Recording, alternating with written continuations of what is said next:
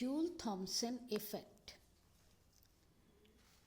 Joule-Thomson observed that when a gas under high pressure is made to expand into a region of low pressure, it suffers a fall in temperature. This phenomena is known as Joule-Thomson effect. Joule-Thomson प्रभाव वो प्रभाव है जब किसी भी gas को उच्च दाब से निम्न दाब की ओर फैलाने दिया जाए तो उस ताप में कमी आती है और शीतलन होता है। इसको हम बोलते हैं, इस प्रभाव को हम बोलते हैं joule-Thompson effect.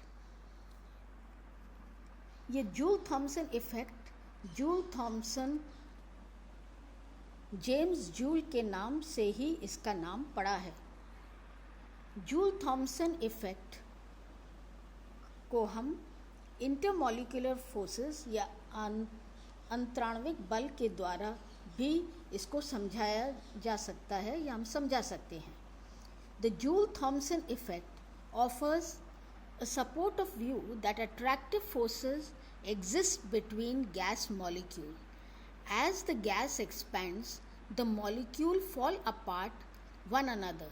Therefore, the work is done in order to overcome the cohesive or attractive forces which tend to hold the molecules together. Thus, the work done by the system at the expense of kinetic energy and gaseous molecule. Consequently, the kinetic energy decreases, and since it is proportional to temperature, cooling results. इस प्रभाव को हम अंतर आणविक बल के द्वारा भी समझा सकते हैं। गैसों के अणु परस्पर प्रबल आकर्षण बल द्वारा जुड़े रहते हैं। अब यदि इन्हें फैलने दिया जाए अर्थात इनके बीच की दूरियां हम बढ़ा दें तो स्वाभाविक है कि इन्हें अंतराण्विक आकर्षण बल के विरुद्ध कार्य करना पड़ेगा। इस कार्य के लिए या किसी भी सिस्टम को अणुओं की गतिज ऊर्जा से कुछ ऊर्जा लेनी होगी। गतिज ऊर्जा का मान कम होते ही शीतलन उत्पन्न हो जाता है, क्योंकि गतिज ऊर्जा ताप के समानुपाती होती है। इस प्रकार गैसों का शीतलन हो जाता है। अब ये भी याद रखने की बात है कि यहाँ पर फैलाने या विस्तार से गैस पर कोई भी बाहर से कार्य नहीं करना पड़ता है। एक्सपेरिमेंट्स के द्वारा पता पड़ा है या experiments have shown that gases becomes cooler during the Joule-Thomson expansion only when they are below certain temperature known as inversion temperature. The inversion temperature is characteristic of each gas. The inversion temperature is related to van der Waals constant A and B of the gases, and it is expressed by the expression that is Ti is equal to 2 into A upon R into B, where A and B are van der Waals constant and R is universal gas constant. At inversion temperature, there is no Joule-Thomson effect. If the temperature is above inversion temperature, then after passing into the lower pressure region, there will be rise of temperature, and if take place below the inversion temperature, there is a fall of temperature in most gases. The inversion temperature lies within the range of ordinary temperature, hence they get cooled in Joule-Thomson expansion.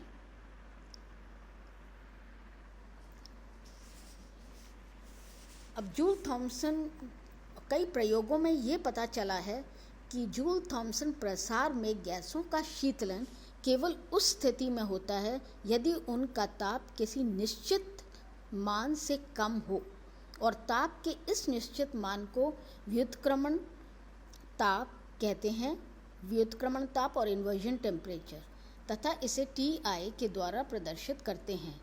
प्रत्येक gas के लिए व्युत्क्रमण ताप का कुछ निश्चित मान होता है जो वॉन डर वाल्स स्थिरांकों A और B के द्वारा एक्सप्रेस कर सकते हैं या संबंधित होता है। इसको हम इस समीकरण के द्वारा प्रदर्शित करते हैं। व्युत्क्रमण ताप पर जूल थॉमसन का कोई भी प्रभाव नहीं होता है। Hydrogen gas and helium gas however have very low inversion temperature. Thus at ordinary temperatures these gases get warmed up instead of getting cooled at Joule-Thomson expansion.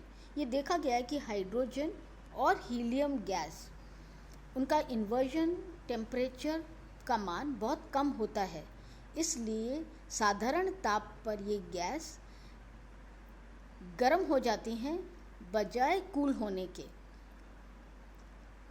If these gases first cool to the respective inversion temperature, then these gases also get cooled in an expansion in accordance with Joule-Thomson effect. Now, adiabatic expansion involving mechanical work.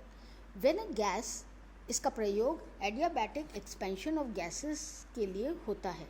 When a gas is made to expand against pressure, it does some work as in the case of an engine. It does some external work also at the expense of its kinetic energy which decreases. Hence, there is a fall in temperature. यदि किसी छिद्र युक्त ढक्कन या अगर अपन माने यदि रुद्धोष्म रूप से किसी छिद्र युक्त ढक्कन में से किसी गैस को व्युत्क्रमण ताप पर बहुत कम दाब की ओर से प्रसारित किया जाए तो उसके ताप पर कोई परिवर्तन नहीं आता है और न ही कोई वृद्धि होती है और न ही कोई कमी होती है। लेकिन यदि इन्वर्जन टेम्परेचर के ऊपर गैस को प्रसारित होने दिया जाए तो ताप में वृद्धि हो जाती है और यदि इन्वर्जन टेम्परेचर से कम ताप पर गैस को प्रसारित किया जाए तो उसके अंदर शीतलन होता है। अधिकांश गैसों के व्युत्क्रमण ताप का मान सामान्य परिसर रेंज के भीतर ही होता है, केवल कुछ गैसों को छोड़ के, जैसे हाइड्रोजन और हीलियम जिनका इन्वर्जन टेम्परेचर का मान बहुत कम है। अतः इन दोनों गैसों को का व्युत्क्रमण ताप के नीचे तक ठंडा करने के बाद इन्हें जूल थॉमसन प्रभाव के अंतर्गत प्रसारित होने दिया जाए तो इनमें शीतलन संपन्न किया जा सकता है। Thank you. अब एडियाबैटिक एक्सपेंशन, जब किसी गैस को दाब के विरुद्ध प्रसारित होने दिया जाता है तो उसे यांत्रिकी या मैकेनिकल वर्क करना पड़ता है। इसके लिए गैस के अणुओं की गतिज ऊर्जा का कुछ भाग व्यय होता है और गतिज ऊर्जा के मान में कमी आती है और गैस का शीतलन हो जाता है। Thank you.